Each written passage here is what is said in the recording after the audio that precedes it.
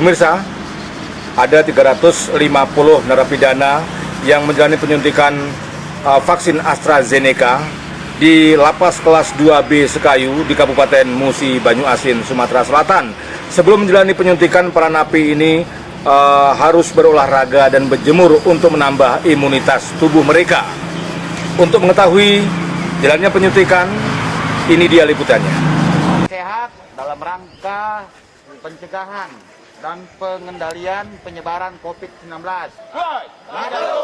Dengan menggunakan baju koko berwarna putih, inilah yang dilakukan oleh ratusan warga binaan di Lapas Kelas 2B Sekayu, Musi Banyuasin, Sumatera Selatan.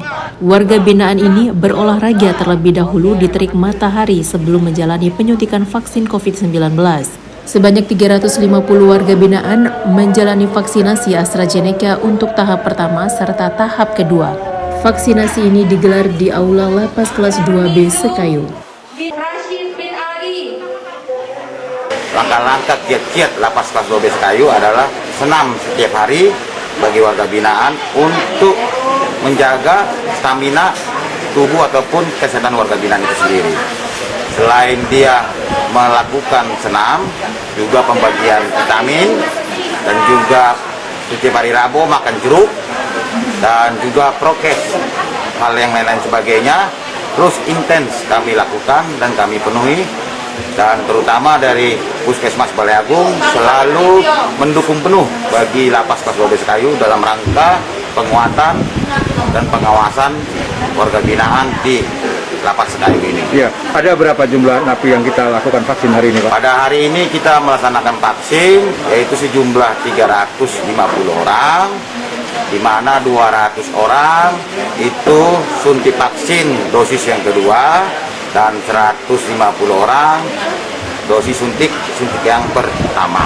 Ini dan vaksin apa, Pak? Nih, vaksin apa yang kita berikan ini? Pada hari ini dosisnya suntik vaksinnya itu AstraZeneca. Warga binaan di kelas 2B Sekayu ini yang sedang menjalani penyuntikan vaksin AstraZeneca mendapatkan perhatian khusus dari pemerintah Musi Banyuasin. Tujuannya adalah agar seluruh warga binaan dalam kondisi sehat dengan terus diberikan vitamin oleh pihak Lapas Kelas 2B Sekayu agar terhindar dari COVID-19.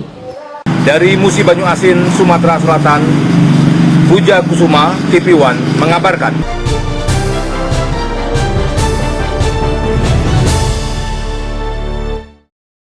Ini saya berada di perusahaan tapioka, tepung tapioka di PT Panca Agung Sejati.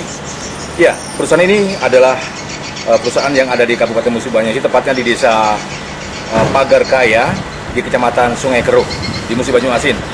Ya, untuk lebih jelasnya, dan ini dia liputannya.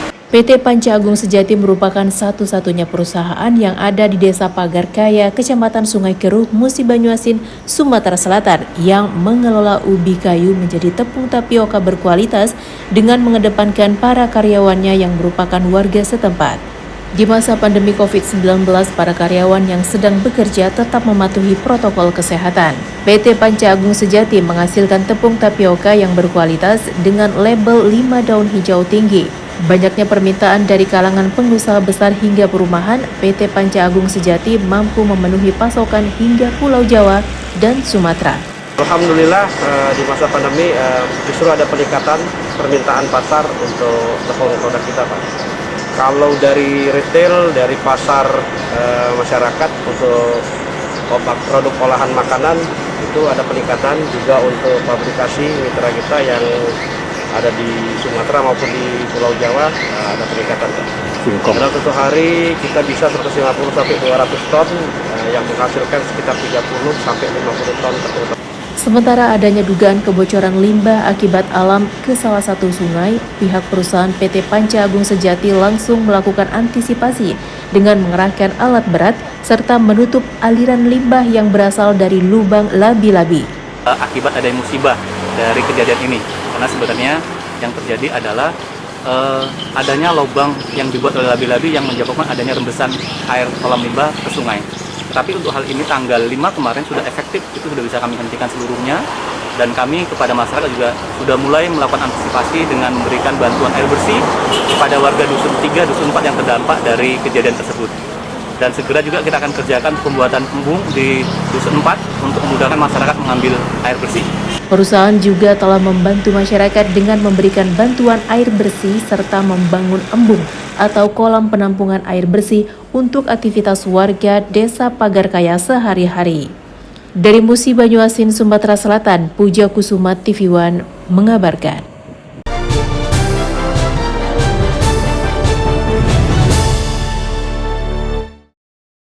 Pidato kenegaraan oleh Presiden Republik Indonesia Joko Widodo dalam menyambut Hari Kemerdekaan Indonesia yang ke-76 ini dilaksanakan secara virtual. Dalam sidang mendengarkan pidato kenegaraan ini diikuti oleh 45 anggota DPRD dan dihadiri oleh Bupati Musi Banyuasin Dodi Reza Alex Nurdin serta Wakil Bupati Beni Hernedi, Ketua DPRD Musi Banyuasin Sugondo, Sekretaris Daerah serta Dandim 0401, Kapolres, Kejari dan seluruh SKPD yang ada di lingkungan Pemda Musi Banyuasin.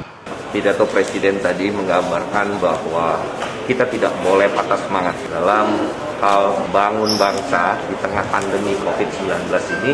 Banyak hal sebetulnya di balik itu semua adalah hikmah di mana kita bisa meningkatkan pelayanan masyarakat. Ada juga nilai solidaritas dan gotong royong masyarakat yang semakin meningkat. Dan ini menjadi motivator bagi kami di daerah. Untuk hari ini kalau melihat dari pidato Presiden Republik Indonesia lebih fokus itu dengan catatan kita khususnya baik pun anggota DPRD maupun seluruh masyarakat Kabupaten Musi Banyuasin diharapkan bersama-sama bergotong royong, kerjasama yang baik, sinergi yang baik di seluruh elemen supaya menanggulangi COVID-19 ini tidak bisa sendiri-sendiri, harus bersama dan bergotong royong untuk memusnahkan COVID-19 ini. Sidang mendengarkan pidato kenegaraan ini dilaksanakan 1 tahun sekali setiap tanggal 16 Agustus, 1 hari menjelang Hari Kemerdekaan. Dari Musi Banyuasin, Sumatera Selatan, Puja Kusuma TV One mengabarkan.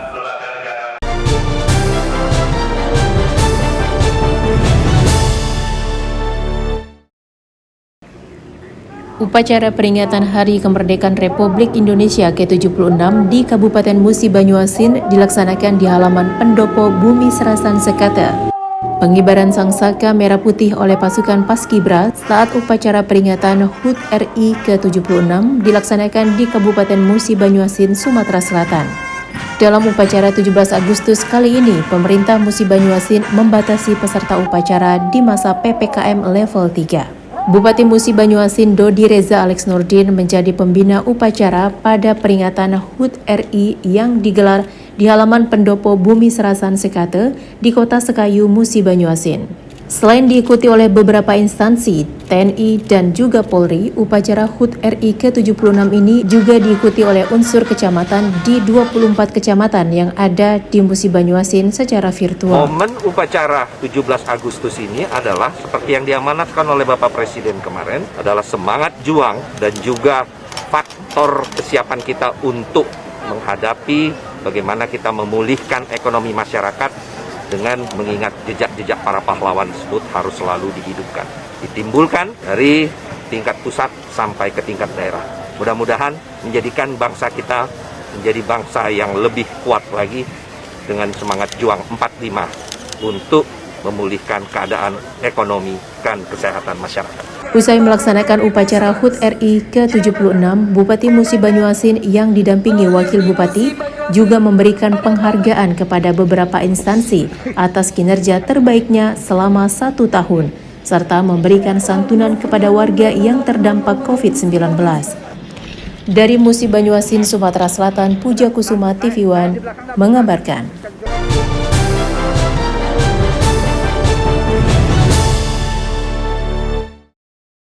Kedatangan mobil ambulan ini disambut gembira oleh puluhan warga Desa Toman, Kecamatan Mamat Toman, Musi Banyuasin, Sumatera Selatan. Warga beramai-ramai melihat mobil ambulan yang baru saja tiba di rumah salah satu warga.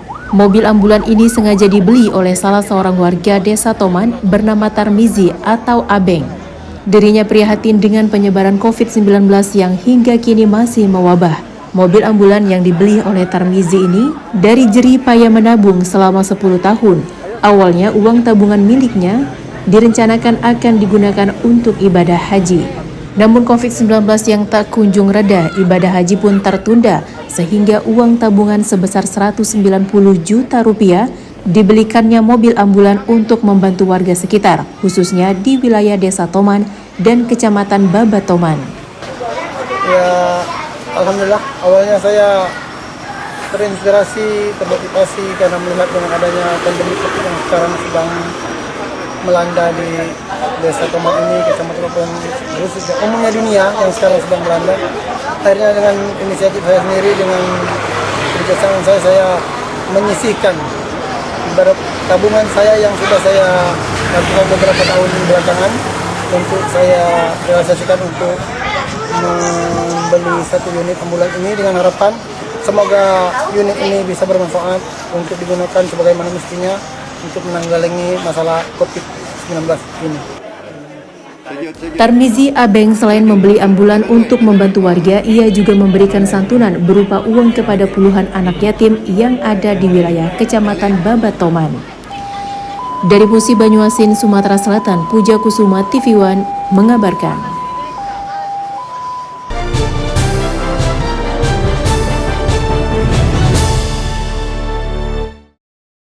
Setelah dikeluarkan keputusan Dewan Pengurus Pusat Gema Pejuang Maharani Nusantara atau GPMN terhadap kepengurusan DPW Sumsel Yani Paslah dinonaktifkan, DPD GPMN melakukan rapat dan membentuk kepengurusan yang baru agar bisa bergerak sesuai instruksi pimpinan pusat untuk menyampaikan aspirasi masyarakat dan organisasi terus berjalan sesuai instruksi pimpinan pusat.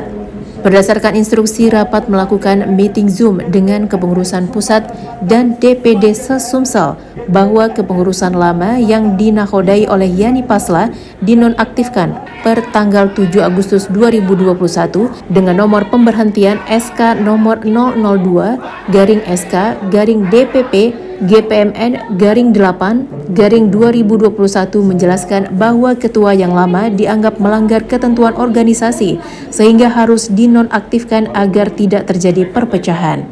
Mendapatkan hasil keputusan yang memang kehendak seluruh anggota DPD GPMN se-Sumatera Selatan. Bernomor surat keputusan itu 02 SK DPP GPMN nomor 8/2021, yaitu saudara Yani Paslah diberhentikan baik sebagai keanggotaan GPMN maupun sebagai ketua DPW. Saat ini menyampaikan apa yang disampaikan oleh DPP dan menindaklanjuti kepengurusan baru dan sekaligus pembentukan anggota DPW yang secara aklamasi maupun secara resmi kami bentuk. Ini menyelesaikan penyusunan struktur pengurusan untuk penggantikan pimpinan Yani Paslah dan digantikan oleh Pak Jailani. Dari Oki, Sumatera Selatan, Syamsul Rizal, Berkat Arsyad, TV One mengabarkan.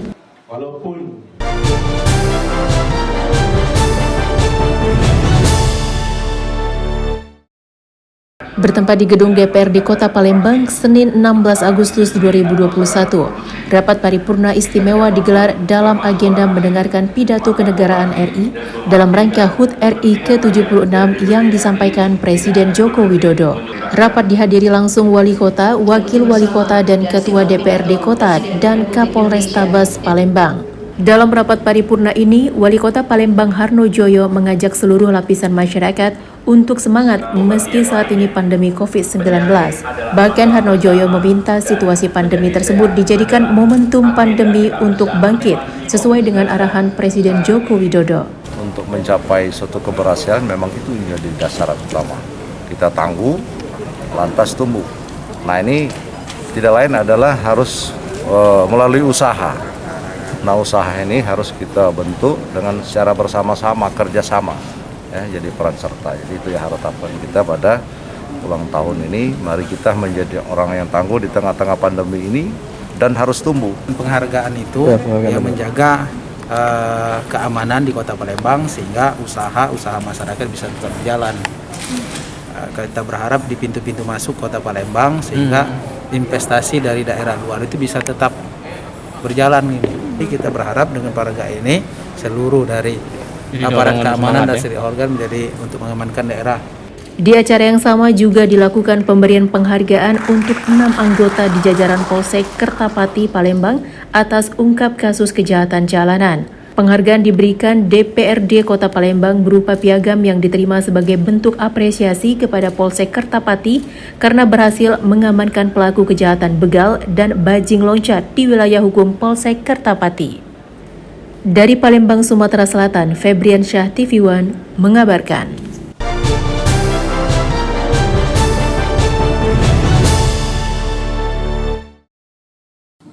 Pemerintah Kabupaten Mandailing Natal, Sumatera Utara galakan program turun ke ladang untuk atasi keterpurukan ekonomi akibat pandemi COVID-19.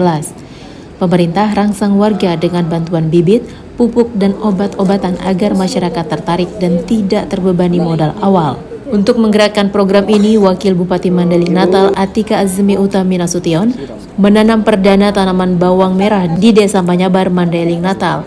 Sekitar 5 hektar lahan milik warga yang tergabung dalam koperasi karya bersama ditanami bibit bawang yang merupakan bantuan pemerintah. Program ini ditujukan untuk mengurangi beban masyarakat yang terdampak pandemi COVID-19. Nah, ini harapan kita nanti kita menjadi salah satu produsen bawang merah. Tadi saya meminta berdirikanlah koperasi atau bumdesna sehingga pasca panen pun kita tidak hanya memproduksi bawang merah semata, tetapi juga bawang merah goreng. Dan pemerintah daerah di sini siap berkoordinasi menyelesaikan masalah dari hulu sampai ke hilir, bagaimana nanti pada akhirnya bermuara pada peningkatan kesejahteraan masyarakat Mandailing Natal. Selain tanaman bawang, pemerintah Kabupaten Mandailing Natal juga mendorong masyarakat untuk menanam pisang, kentang, padi, cabai, jeruk, dan tanaman lainnya khususnya yang berumur pendek. Sudah kita rencanakan memang kita ada memang APBD Madinah kita memang ada tanaman bawang merah, buah-buahan, ada cabai, memang dari APBD kita memang ada juga. Tapi kemana sifatnya anggaran Kabupaten Mandailing Natal masih terbatas, memang masih sedikit yang bisa kita bantu untuk memulihkan daripada ekonomi masyarakat. Dari Mandailing Natal, Sumatera Utara, Romulo Siregar, TV One mengabarkan.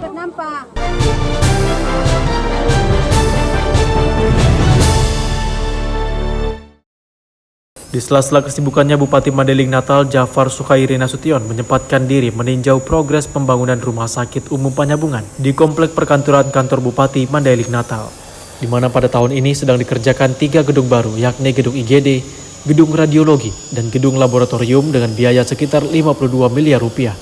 Bupati meminta waktu pengerjaan gedung ini sesuai jadwal agar segera bisa dimanfaatkan, terutama di masa pandemi COVID-19. Pembangunan Rumah Sakit Umum Panyabungan ini sudah berlangsung sejak 2018 lalu, namun karena berbagai kendala teknis dan keterbatasan dana, pembangunannya menjadi tertunda. Tahun ini Rumah Sakit Umum Panyabungan menggelontorkan dana 52 miliar rupiah lebih untuk melanjutkan pembangunan rumah sakit ini. Namun dana ini belum mencukupi untuk menyelesaikan pembangunan rumah sakit. Dibutuhkan dana sekitar 52 miliar hingga 54 miliar rupiah lagi agar semua sarana dan prasarana di rumah sakit dapat terlengkapi. Ada bangunan IGD, radiologi, laboratorium lengkap dan anak. Mudah-mudahan pelayanan kesehatan ini dengan terbangunnya rumah sakit Mandailing Natal bisa terpenuhi. Maksudnya Pak, tadi tahun ini 100% apa multi year ada? Tahun ini yang 3 gedung terpenuhi, barangkali untuk rampung 100%-nya untuk 2022 barangkali kita bermohon dengan dana DAP kurang lebih 52 miliar. Kita berharap kepada pemerintah pusat agar permohonan bisa terpenuhi. Dari Mandailing Natal, Sumatera Utara, Romulo Siregar, TV One mengabarkan.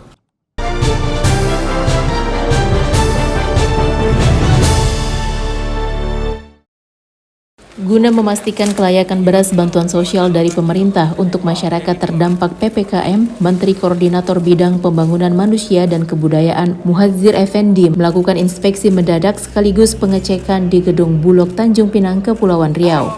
Sidak Menteri Koordinator Bidang Pembangunan Manusia dan Kebudayaan Muhadjir Effendi di Gedung Bulog Tanjung Pinang Kepri ini merupakan rangkaian dari sidak sekaligus pengecekan kelayakan beras bansos di berbagai wilayah di Indonesia setelah ditemukannya beras tidak layak konsumsi yang disalurkan ke masyarakat beberapa waktu lalu di sejumlah daerah.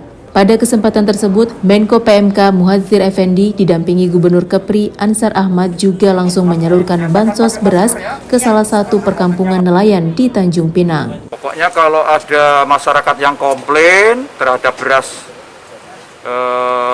bantuan beras ini harus segera direspon secepatnya, baik oleh PT Pos sebagai transporter maupun Bulog sebagai penyedia. Ya. Dan tadi juga sudah saya minta sesuai dengan kebijakan pemerintah, beras yang dibagikan adalah beras lokal. Kita memberikan bantuan masyarakat yang terpapar COVID, terkonfirmasi COVID, 1 KK itu 1 juta rupiah untuk menjamin mereka ketika diisolasi, baik isolasi mandiri maupun di karantina terpadu, keluarganya mendapat jaminan hidup selama 14 hari minimal selama masa isolasi. Kemudian bagi mereka yang meninggal dunia karena COVID, ya kita berikan 3 juta rupiah. Berbagai bantuan dari pemerintah tersebut merupakan bentuk kepedulian kepada warga, khususnya yang terdampak PPKM maupun warga kurang mampu yang terpapar COVID-19. Dari Tanjung Pinang, Kepulauan Riau, Kurnia Syaipullah, Hairullah TV One mengabarkan.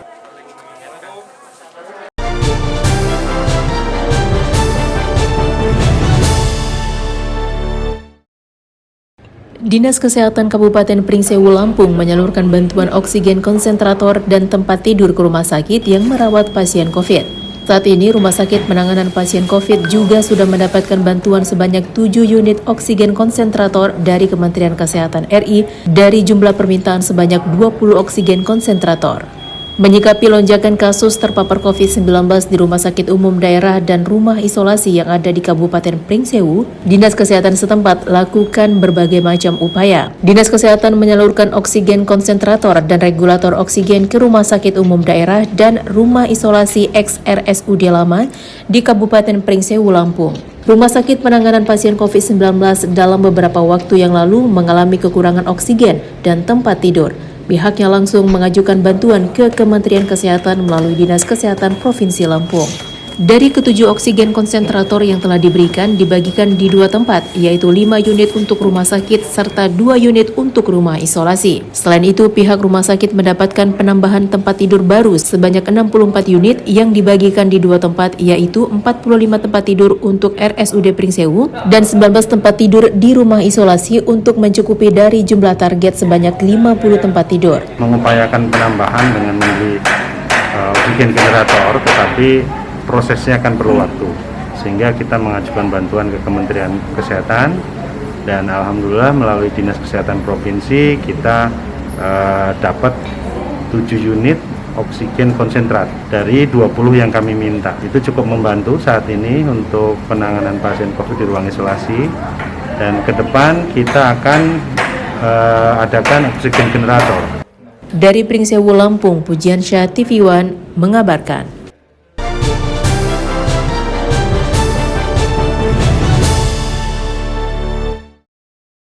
Pemerintah Provinsi Sumatera Utara menggelar upacara peringatan HUT RI ke-76 tahun secara tatap muka dan virtual. Bertempat di Bandara Lanut Suwondo, Medan, Polonia, upacara pengibaran bendera merah putih dipimpin oleh Wakil Gubernur Sumatera Utara Musa Rajeksa. Upacara yang berlangsung pada pukul 7 pagi ini dilakukan dengan menerapkan protokol kesehatan dan dihadiri oleh unsur Forkopimda Sumatera Utara beserta prajurit TNI AU Lanut Suwondo.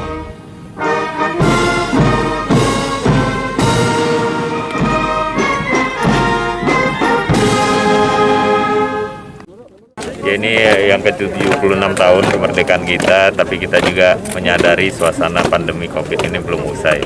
Kita berharap, berdoa bersama supaya masalah pandemi ini segera bisa terselesaikan dan masyarakat kita bisa beraktivitas dengan membangkitkan ekonomi kita di daerah.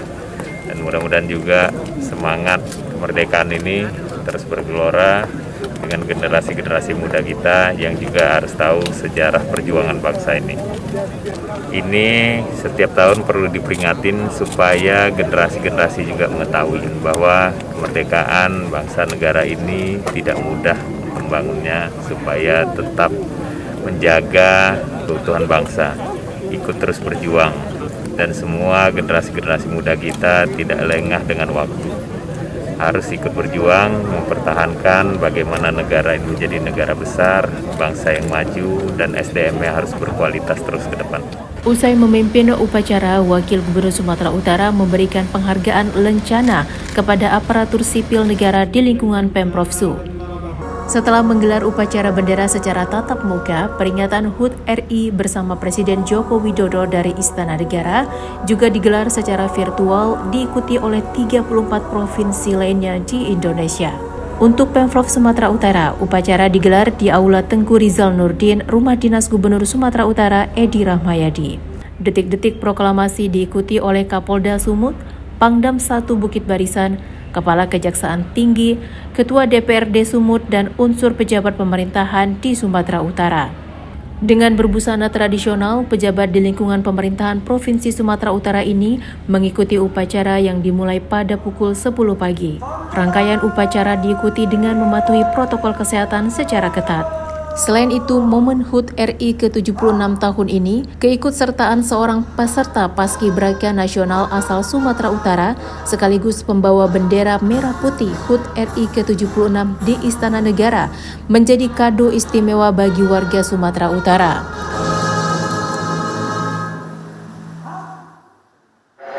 Saya sampaikan kepada seluruh rakyat Sumatera Utara, selamat ulang tahun kemerdekaan Republik Indonesia. Salah satunya adalah dari 34 provinsi, satu provinsi ada di Sumatera Utara. Kebanggaan kita tadi yang membawa bendera utama itu adalah Zahara, putri Sumatera Utara. Jadi Sumatera Utara itu dari segi demografi itu sangat-sangat merupakan anugerah Tuhan.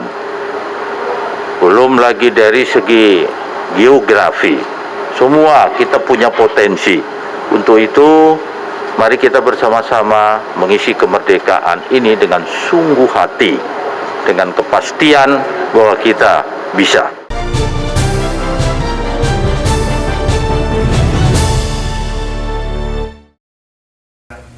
Pemerintah Kabupaten Batubara melalui Dinas Kesehatan menggelar sosialisasi dan pelatihan terhadap tenaga tracer bersama TNI dan Polri. Sosialisasi dan pelatihan yang digelar bertujuan meningkatkan kualitas strategi para petugas dalam melakukan tracing, testing, and treatment terhadap pelacakan kontak erat pasien terkonfirmasi COVID-19 dengan melakukan peninjauan yang cepat, tepat, dan komprehensif. Tracing pelacakan kontak erat pasien terkonfirmasi COVID-19 ini merupakan salah satu upaya pemerintah dalam penanganan COVID-19 bersamaan testing dan treatment.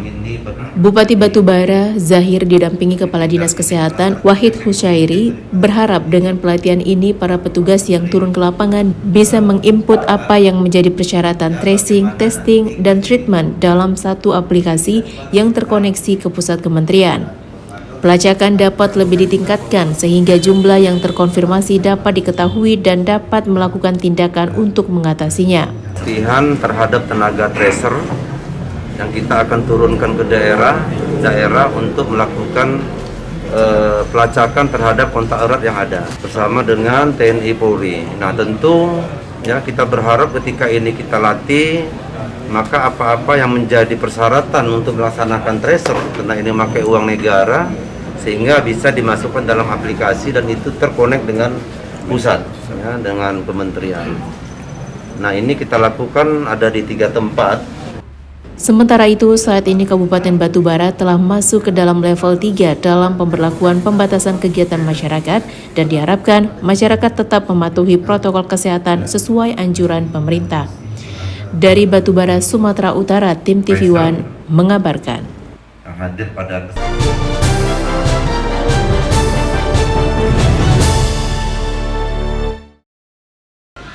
Pemerintah Kabupaten Batubara, Sumatera Utara membantah pemberitaan di sejumlah media massa terkait adanya kericuhan saat pemakaman jenazah pasien COVID-19.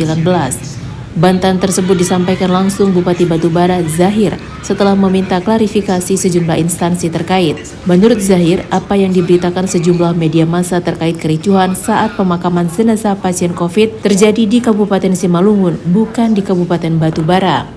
Sebelumnya, sejumlah media massa memberitakan terkait keluarga pasien COVID-19 yang tidak terima pemakaman jenazah karena tidak sesuai dengan syariat agama Islam, di mana jenazah hanya dibungkus sehelai kain putih oleh pihak rumah sakit. Pihak keluarga pun kemudian membawa pulang jenazah pasien COVID tersebut untuk dilakukan penyelenggaraan jenazah secara syariat Islam. Menyikapi pemberitaan tersebut, Zahir menyesalkan karena mengganggu ketertiban warga Batubara. Viral itu ya, yang dimakamkan di Simalungun. Tapi masyarakat menganggap bahwa kejadian itu di Batubara. Karena berita itu diberitakan di Batubara gitu loh. Ini harus kita klarifikasi bahwa proses itu tidak terlaksana di Batubara, baik proses dari setelah mati, berobat di rumah sakitnya maupun pemakamannya. Saya panggil kepala dinas. Ini apa yang terjadi kok? Bisa saya bilang seperti ini kan tidak manusiawi lah menurut saya. Oleh sebab itu saya sudah perintahkan bahwa ketika ada masyarakat yang meninggal akibat COVID itu harus divideokan dia. Jadi peti mati itu dibuka sebelum ditutup, itu divideokan bersama masyarakat keluarganya. Dari Batubara, tim TV One mengabarkan.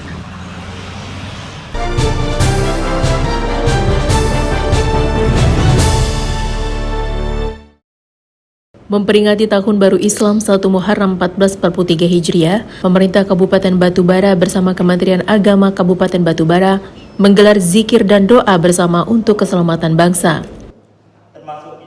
Zikir dan doa bersama ini digelar di Aula Rumah Dinas Bupati Batubara di Komplek Kuala Tanjung, Inalum, Kabupaten Batubara dengan menerapkan protokol kesehatan serta dihadiri tokoh agama yang tergabung dalam organisasi keagamaan. Kegiatan yang mengusung tema spirit hijriah dan semangat gotong royong dengan harapan setiap masyarakat terus semangat di tengah pandemi COVID-19 untuk sama-sama berdoa agar pandemi segera berakhir dan aktivitas masyarakat kembali normal. Dalam kesempatan tersebut, Zahir selaku Bupati Batubara bersama Ketua TPPKK Maya Indriasari Zahir memberikan cindramata kepada perwakilan tokoh agama dan organisasi keagamaan yang hadir. Iya, hari ini kita memperingati Tahun Baru Hijriah, Tahun Baru Islam 1443 Hijriah yang diselenggarakan oleh kantor Kementerian Agama Kabupaten Batubara bersama pemerintah. Ya, dilaksanakan secara hikmat, sederhana, tapi maknanya tidak mengurangi hari itu. Mudah-mudahan dengan adanya kegiatan ini menjadikan kita lebih meningkatkan ukhuwah Islamiyah kita, memperkuat tali persaudaraan, tentunya bersama-sama berdoa agar wabah COVID-19 ini bisa cepat berakhir dan dicabut dari bumi yang kita cintai. Dari Batubara, tim TV One mengabarkan. Novotel, jaringan hotel internasional pertama di Bukit Tinggi, memiliki kamar-kamar yang elegan dan nyaman.